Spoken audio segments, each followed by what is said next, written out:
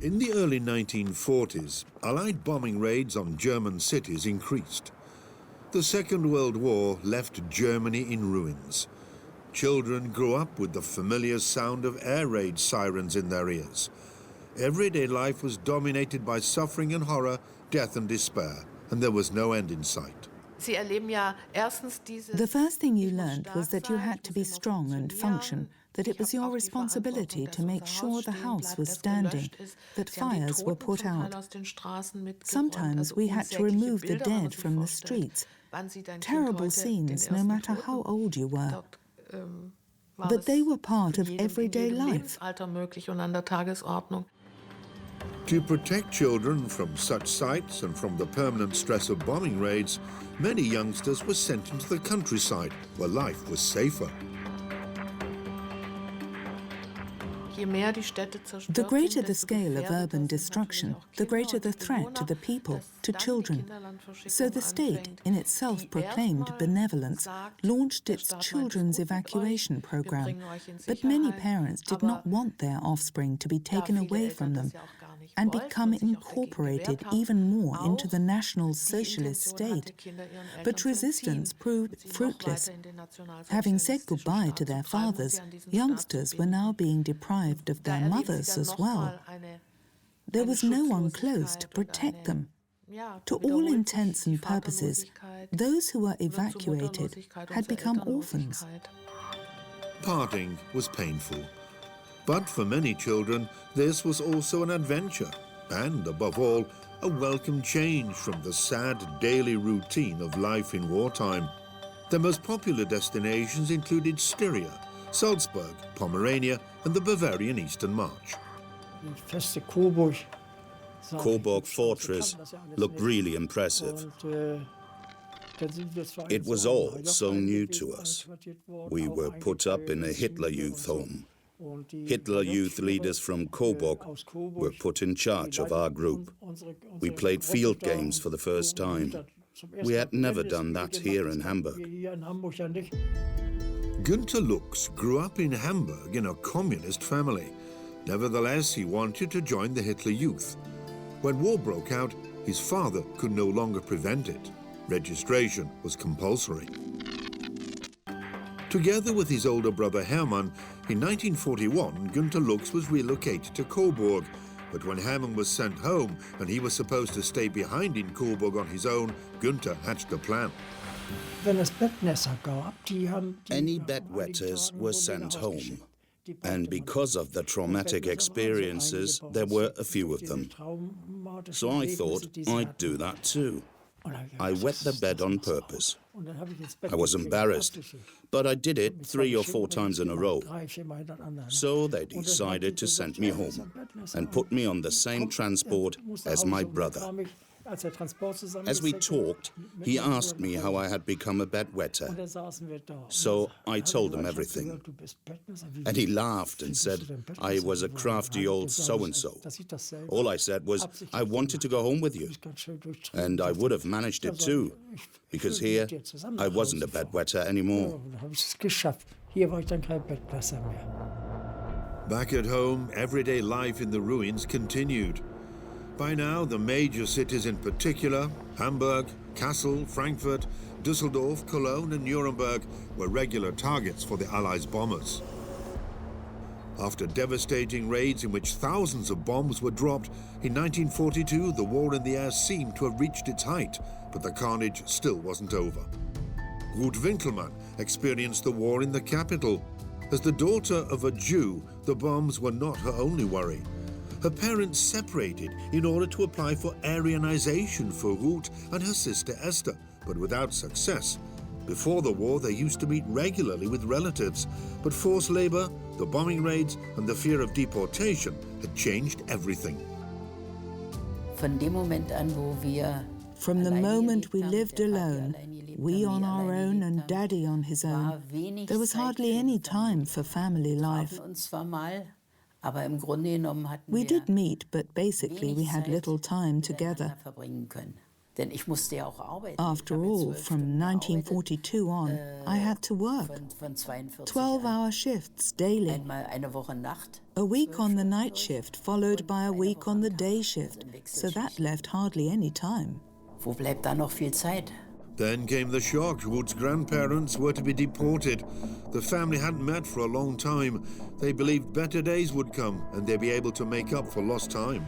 But an aunt of mine, my mother's youngest sister, was very close to my grandfather. She used to visit him every week and take my grandparents something. And she also knew that they were going to be arrested. So we all paid them a quick visit. Everyone was in tears. It was terrible. I never again want to experience the pain of saying goodbye to someone you know will be taken away the next day or the day after. For 14-year-old Ruth and her family, nothing would ever be the same again. The Nazis continued to keep the world on tenterhooks. Ruth's grandparents were sent to Theresienstadt, and things would soon get even worse. In February 1943, Hermann Jacks went to work as usual. But he never returned home. My father's youngest brother came to us and said they'd arrested Daddy. A whole world collapsed. Suddenly, Daddy was gone. But I must say that in 1943, we were so preoccupied with ourselves that, although we found it terrible, each of us first focused on his or herself, and only then on the others. After all, the bombs were also taking our lives. I wept for my father, of course I did.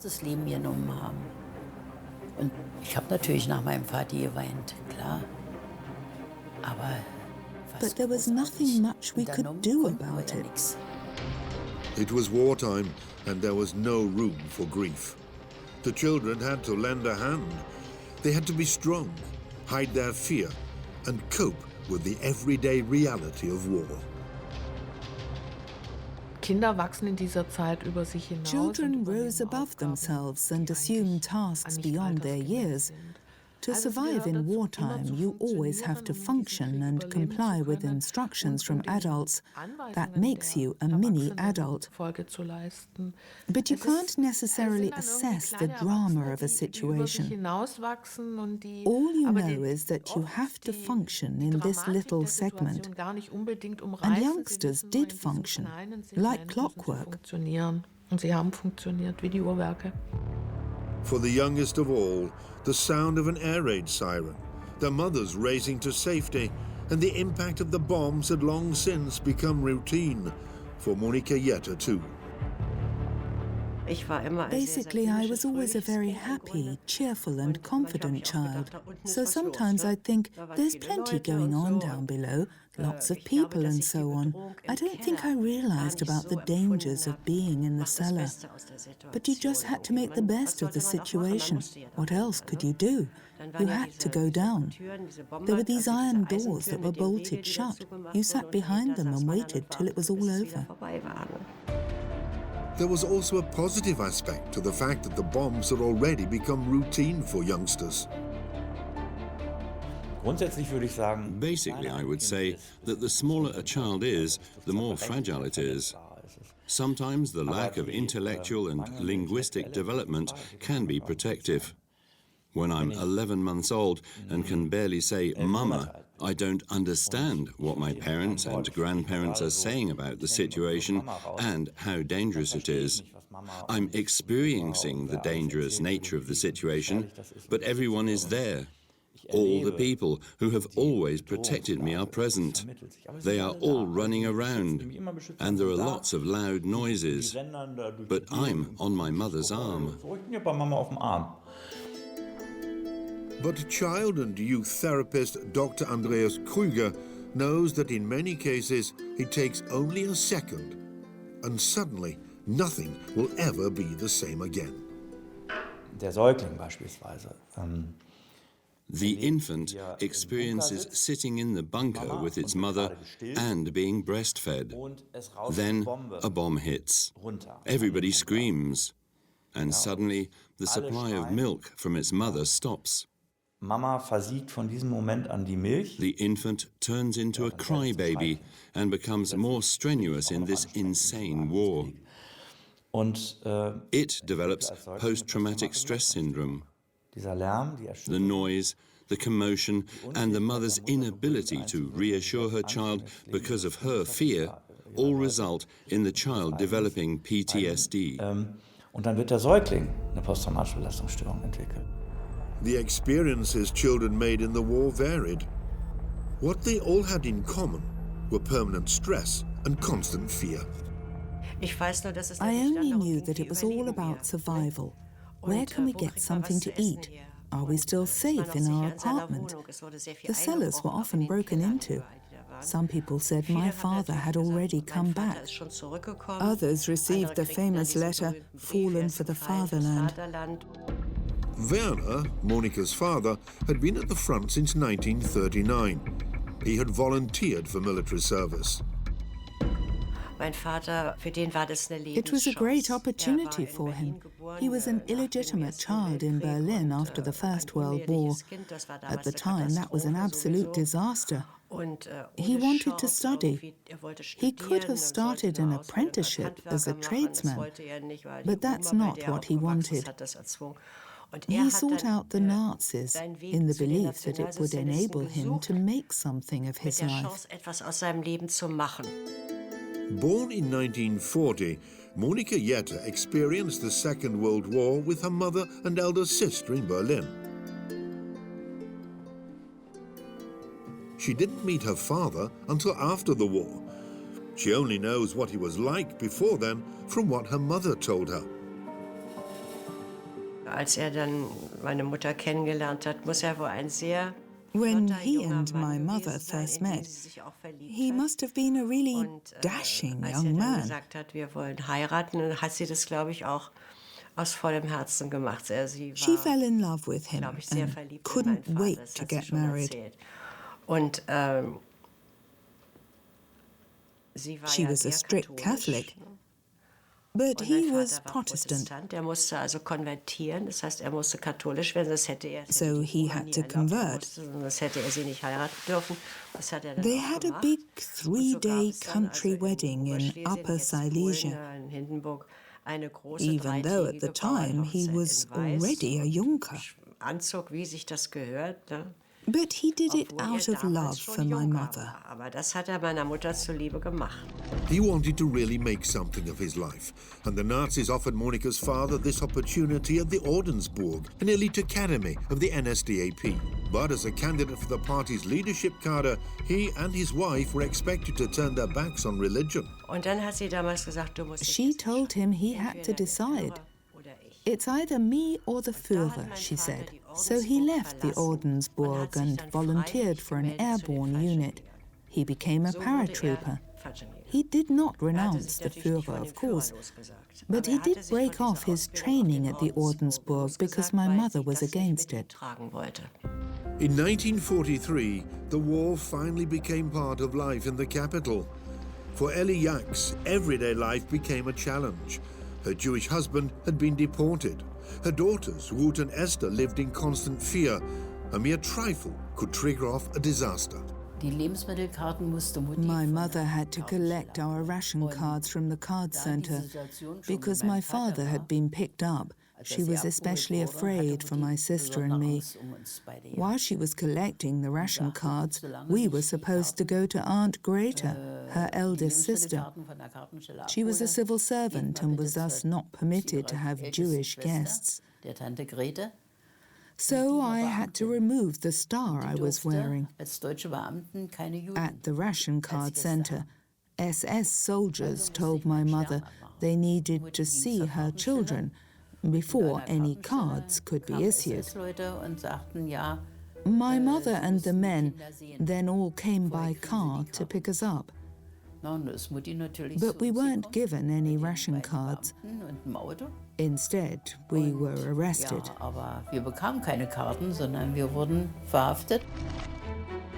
The family was taken to the collection point in the Große Hamburger Straße.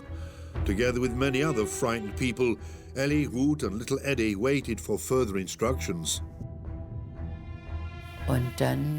Then a young man in uniform, probably SS, came down the steps and hit my sister in the head with his rifle butt. Just imagine, a 6-year-old child. She wasn't doing anything, just standing there. She clenched her teeth and looked him up and down. It was a terrible experience. There was nothing we could do. Then an official turned up and asked Mummy why she was there. She said she was the mother of the 2 children. He wanted to know about her bloodline. She told him she was Aryan and that her children were half Jewish.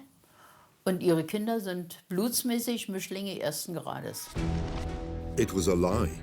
According to the Nazis' race laws, the children were considered legally to be Jews, so it was compulsory for them to wear the Star of David. And in the event of a deportation order, they would not be spared. But half-Jews, as they were known, were not forced to wear the star and were further down the killer's list. Ellie Jax risked everything and saved her children. Since I was not wearing the star on my coat, that saved me. I was really scared. This fear for your own life and fear for those you love, ran deep.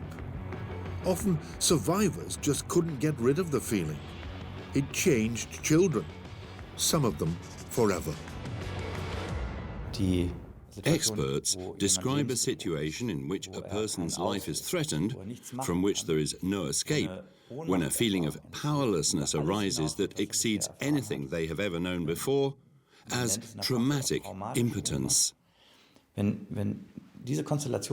This constellation can affect anyone, old or young, infant or grandparent.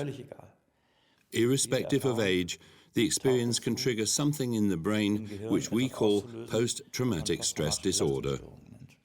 It is the symptomatic primordial soup, so to speak, which can cause highly complex damage. Nazi terror was palpable in Hamburg too. The regime never mentioned that countless soldiers were dying at the front every day. It continued to glorify the war. Further recruits were trained, and in September 1942, there was nothing Hermann Lux could do to prevent being conscripted. Günther's father was called up and sent to the front. His sons, 14-year-old Günther and 15-year-old Hermann, went to live with their mother, stepfather Helmut, and 2 half-sisters.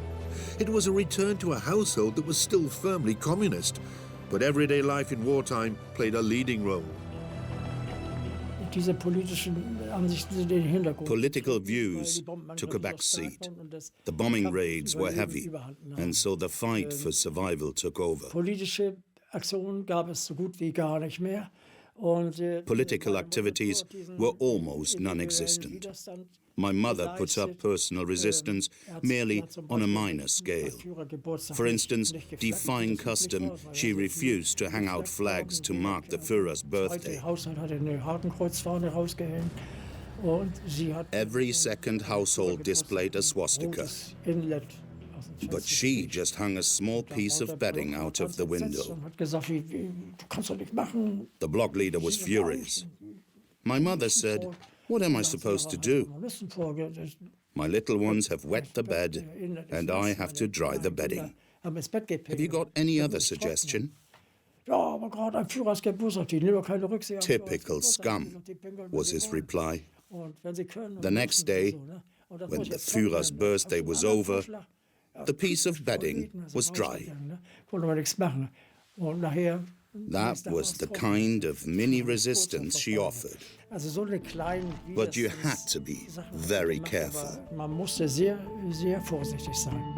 In their new home, brothers Günther and Hermann experienced a totally different aspect of the war. Stepfather Helmut Krüger continued to maintain contact with his old comrades. It kept him informed of things which government propaganda kept secret. Es gab ja diese sogenannten Volksempfänger. There were, of course, the Volksempfänger, the people's wirelesses, which broadcast official propaganda. But we were given a large radio set, and my stepfather used to listen to the news from London. I listened too. We'd pull the blanket over our heads because we had to be careful. We might have been arrested. So the woolen blanket was pulled over our heads, and we tune in. This is Radio London. We heard news that made our hair stand on end. Things we'd never had heard from the official stations. They would broadcast reports like 36 British aircraft were destroyed in aerial combat over the Channel, with the loss of 2 of our own planes. But in reality, it was exactly the other way round. It was too cramped in the small apartment for 6 people. With every bomb that fell on Hamburg, fear grew, and with it the danger that after the all clear in the air raid bunker, like many others, they would be homeless. And yet in the summer of 1943, everything changed for the Lux brothers. Their stepfather, Helmut Krüger, was transferred to the Czech Protectorate to build aircraft. Elisabeth and the small children went with him. Günther and Hermann remained alone in their apartment in Hammerbrook. Aunt Olga, who had a greengrocer's in the same street, had to become our legal guardian and ensure that we were fed. But we lived alone in the apartment. On the 24th and 25th of July 1943, Hamburg was bombed by the Allies. 791 British aircraft dropped over 2,000 tons of incendiaries and explosives on the Hanseatic city. In the afternoon, American bombers attacked.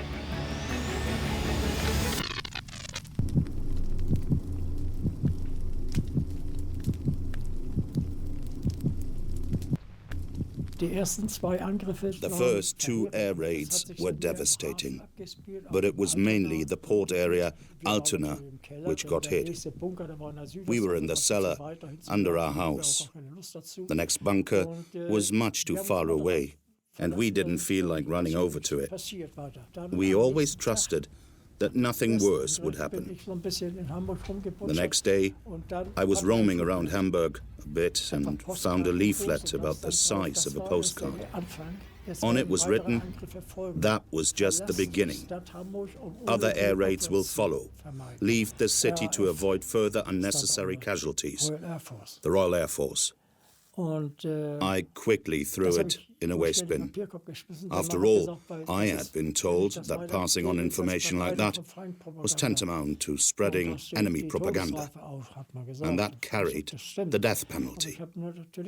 I don't know if that was true, but I was scared, of course. When I told my brother, he said, "That really is enemy propaganda. The British suffered such heavy losses the first time, they won't come back." If only I'd been right. It was the night of July the 28th, 1943. We always left the radio on low. One day, Hermann woke me up and said, "Get up, Günther. There's a report coming through. A large force of enemy aircraft, they say, is on its way to northwest Germany." We had often heard that before. And it had often been the case that the aircraft had flown on to Berlin or Hanover. But this time, they were heading for us once again. 739 bombers targeted the districts east of Hamburg city centre, Rothenburg's Ort, Burgfelder and Hammerbrook, where Günther and Hermann Lux also lived. Shortly after the sirens began to wail, the flak units opened up. Then the bombs started to fall. We dashed into the air raid shelter in our cellar. We waited and stared at the ceiling. Outside, all hell was let loose. It was terrible. In the cellar, there were several women and children, and 6 or 7 elderly men. One of them suffered a heart attack, and one woman screamed hysterically, "Help! Stop it!" It was horrific. Bombs fell incessantly on Hamburg's residential areas. In next to no time, the buildings in Hammerbrook were ablaze.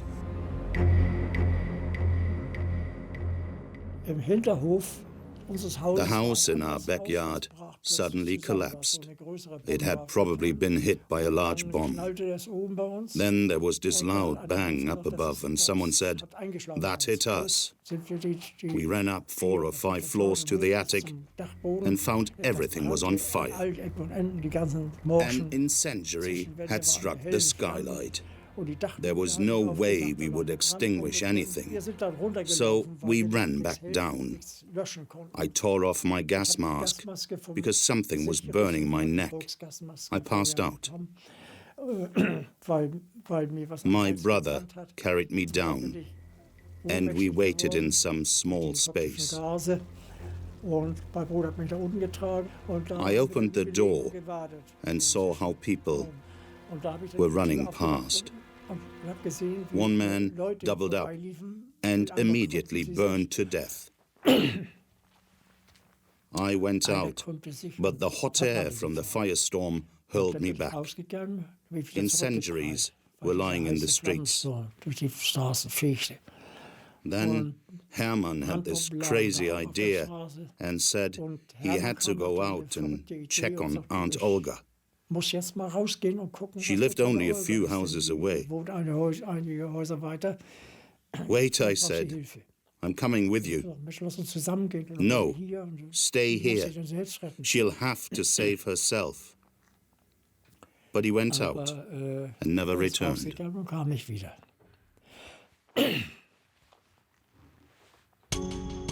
Frantic, Günther waited for his brother. There was chaos all around. The heat from the flames, the sound of exploding bombs, falling rubble. No one could feel safe in their apartment anymore.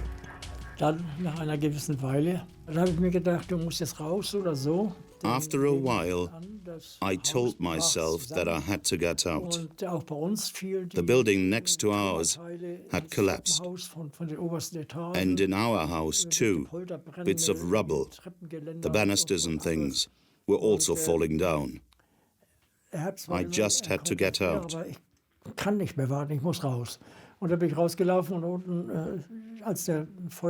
An old lady was staggering along the street, totally disoriented. I pulled her down with me to grab some air in the cracks between the cobblestones.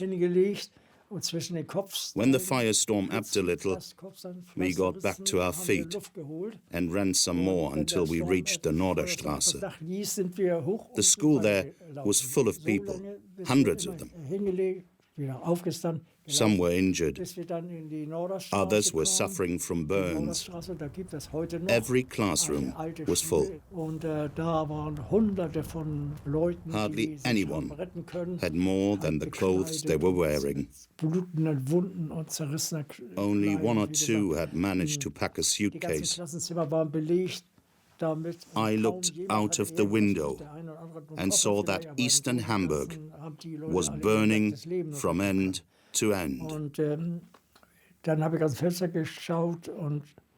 Wherever you looked, all you could see were flames. The hot wind in those summer days fanned the mix of aerial mines, high-explosive bombs, phosphorus and other incendiary bombs even more. A firestorm swept through the streets. Günther rested in the school building in the Norderstraße, but not for long. He wanted to continue looking for his brother. In the early morning, making my way through rubble I went straight back to Hamburg.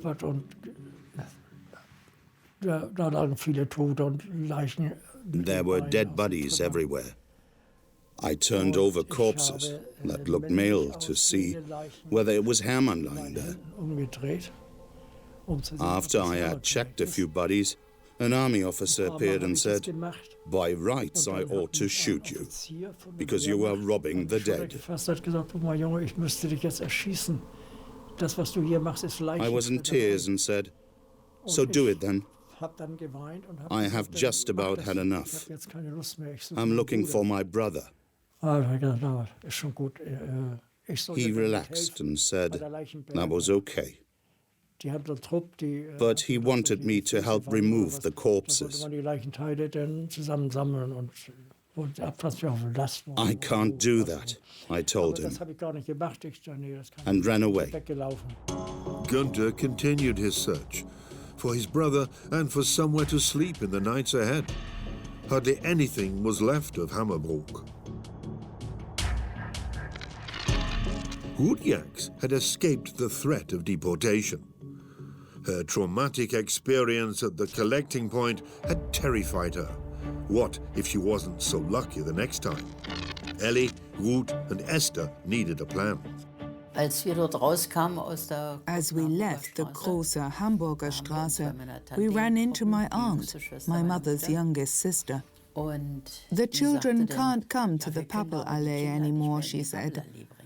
"That's now out of the question." She and my mother then discussed what to do with us. My aunt had an idea. Herr Lindenberg had always said that if my mother were in difficulties, she should turn to him. So Mummy went to see Herr Lindenberg, and he told her we could move into the summer house. He was going to be called up, and the place would be empty anyway. So we moved into Herr Lindenberg's summer house. The hut and the allotment colony outside the city centre gave the Jacks hope and fresh courage. The family's friend, Leo Lindenberg, did not hesitate to help the three in their need. He was a typical German civil servant, incredibly small-minded, but he had a big heart and was very religious, a devout Christian. I must say that he fell in love with my mother the very first time he set eyes on her.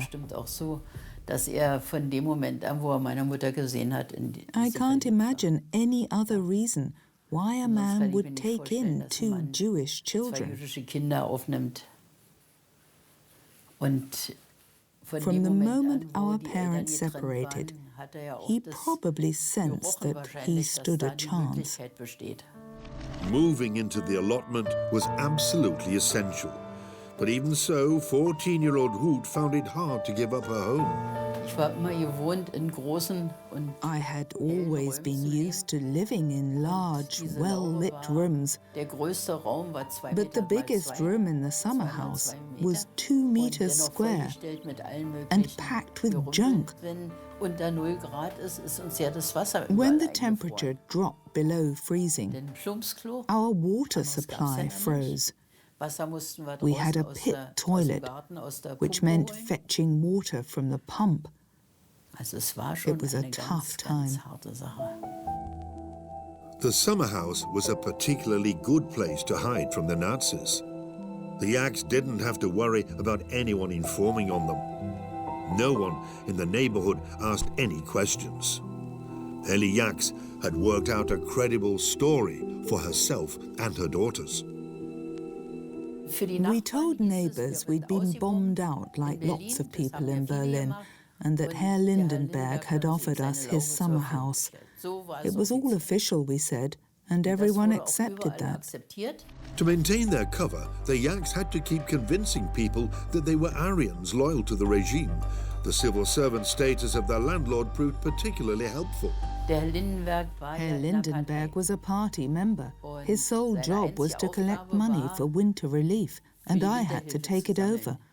With my tin in my hand, once a month, I rang the doorbells of people in the allotment colony and ask for a donation. Sometimes I'd be sent packing. Clear off, you Nazi brat. You'll not get a penny from us. That was the best thing that could have happened to me.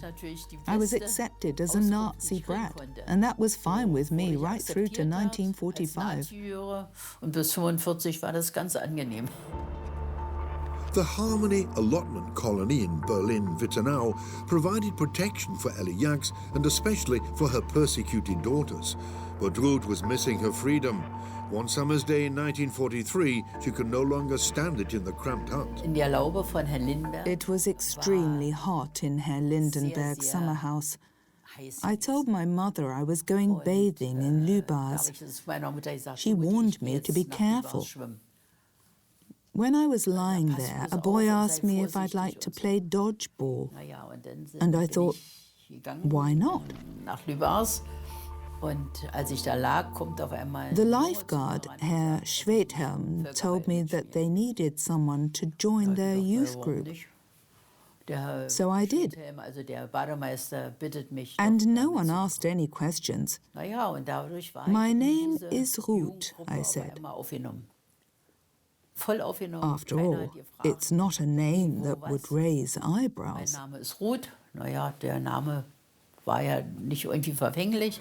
Ruth Jax was outside again, enjoying life with friends once more. She learned how to swim, and that summer managed for a few hours a day to forget the war and the threat of deportation, until reality caught up with her again. Word went out that we were all to be given reports, but that meant showing a membership card of the League of German Girls. And I didn't have one, of course. So I came up with 1,000 excuses. One day, Frau Schwedhelm took me to one side. I need to take the dog for a walk, she said. I'd like you to join me, because there's something I have to talk to you about. I suspected what might be in store. Well, after much humming and hawing, I came clean and said that I was half Jewish, that I should actually be wearing the Star of David, that I was living semi-clandestinely, and that I had no identity card. You'll get your report without a card, she said, and we'll pretend that this conversation never took place. And that's what happened. I have to express my gratitude to the Schwedhelms. Through them, I was able to enjoy a few carefree hours.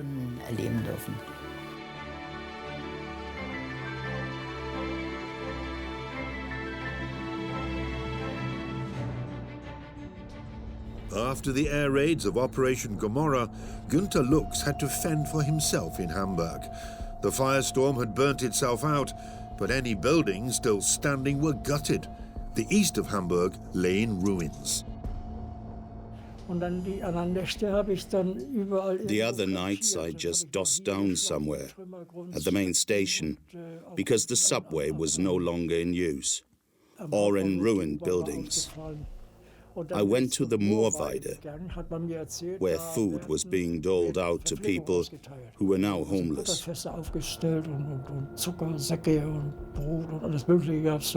They had butter churns, bread and sugar, and I got a crust of bread and some sugar. But that didn't last.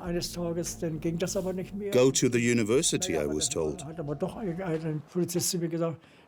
You'll also get some travel documents. So I did. I told them my parents were in the protectorate, so they gave me a travel pass to go there.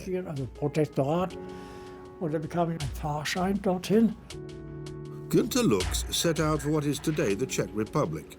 It was a long train journey that took him through Dresden, Prague and Brno. In Tischnowitz, 14-year-old Günther asked if the name Krüger was familiar to anyone. And his luck was in. In the end, totally exhausted, he arrived at the house where his stepfather and his mother lived.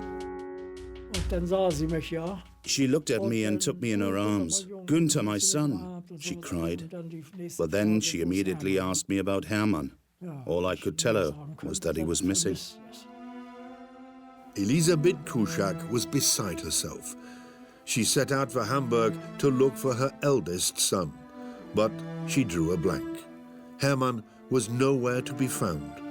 In despair, his mother returned to the protectorate. After his grim experiences in Hamburg, Günther remained with his family in the present-day Czech Republic. In the summer of 1944, Helmut Kuschak's job there was done, so the family all returned to Hamburg. The whole family lived in the cellar of a ruined building in Horn. My mother was heavily pregnant, and in August 1944, little Helmut was born.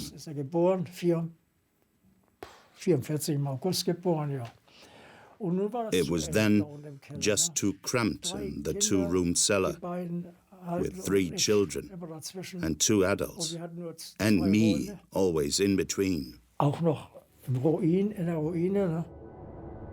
Günther could not abandon the hope of seeing his brother Hermann again. He had been hoping for months for some sign of life, but there was nothing. My stepfather told me it was pointless. Stop searching, he said. He's dead. After that, even my mother gave up. And besides, what could you do? They built a wall around Hammerbrook and Rothenburgsort and declared the districts a no-go area because of the risk of an epidemic. And if you went to see the authorities, you just got turned away. So in time you simply resign yourself to the situation. But I always felt like an alien in the family. It was so cramped where we lived. I had just a small corner in the ruins. Some toys, books and magazines from the post office. Just as the Hitler Youth freely declared its loyalty to the Führer and the Reich when war broke out, today it has become a movement of volunteers for military service. In a rally at a historic site, a report was given to the Führer on volunteers born in the year 1928. The East Prussia region herewith registers 9,482 volunteers from the Hitler Youth for military service. Then came an order affecting the Home Guard. All men between the ages of 16 and 60 were to be called up and had to register. That, I thought, is a chance to get out of this cellar.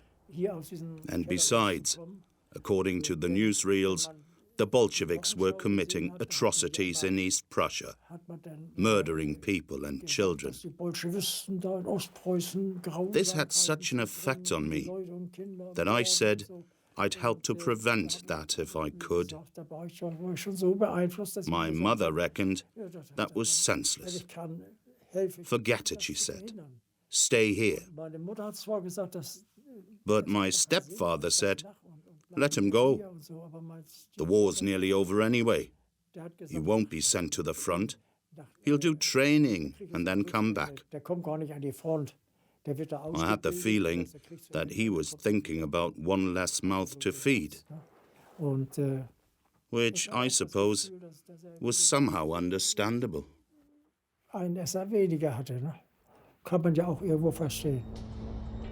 the winter of 1944, the people of Berlin tried to save the last belongings they had left. By now, the war had destroyed almost everything. For 2 years, Ruth Jags had heard nothing from her father, Hermann. All she knew was that in February 1943, he had been deported to Monowitz.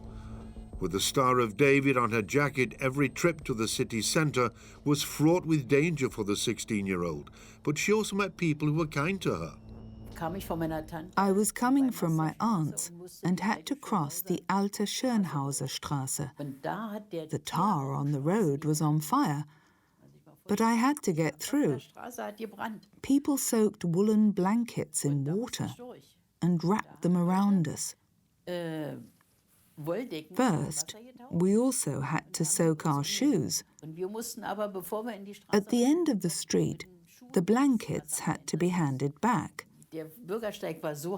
They still gave me a woolen blanket, even though I was wearing a star on my jacket.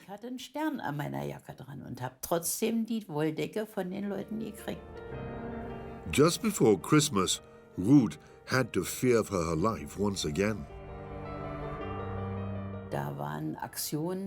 Factory searches were being carried out and arrests made in a final roundup, if you like. I had heard of these operations, and when I mentioned them to a colleague, he said I should go and see my doctor. Maybe he could help. He asked me whether I still had my appendix. Yes, I told him. So I went to the doctor's and he said I should eat some undercooked potatoes. I had no idea where I could get hold of potatoes, but the doctor gave me some. Just cut them in half, he said, and when they're only half done, swallow them and wait a few hours. Your appendix will automatically become inflamed. And don't take too much care over personal hygiene. So I did all that, and he sent me to hospital. My doctor came to see me every 2 days. The search operations were still being carried out, so each time he opened up my wound again so that I could stay in hospital a few days longer. As a result, I avoided detection. But the danger was by no means over. Fear and terror continued to rule in Germany. Hitler's victims longed to be liberated by the Allies.